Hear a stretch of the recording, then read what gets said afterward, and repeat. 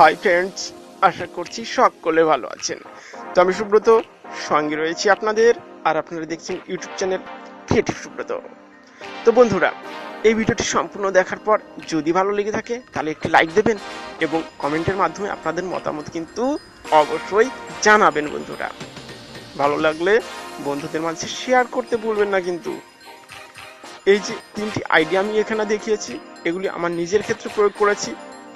আমার অনেক বন্ধু এই জাতীয় প্রবলেম অবশ্যই ফেস করে থাকেন, যার জন্য তাদের আমি এগুলি দেখাতে শেয়ার করলাম।